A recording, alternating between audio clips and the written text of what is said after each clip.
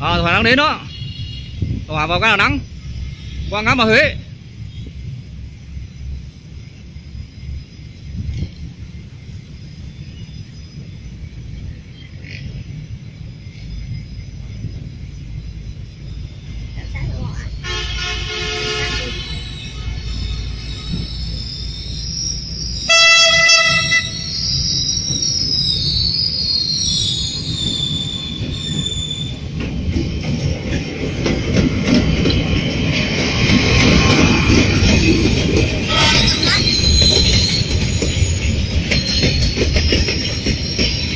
Tàu hàng bên, tàu hàng nó chạy chậm, tàu khách nó chạy nhanh.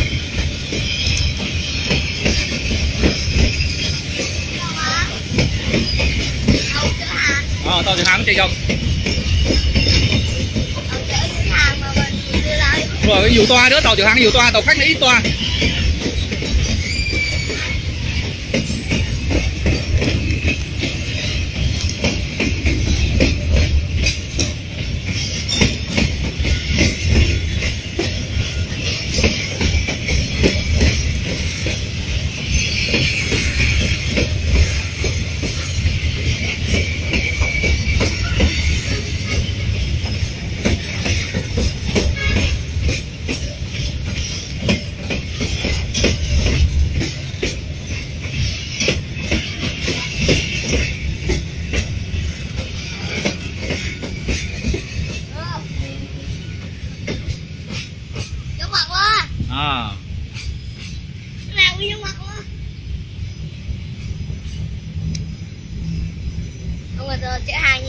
Tàu Hỏa vào ga Đà Nẵng qua ngã ba Huế.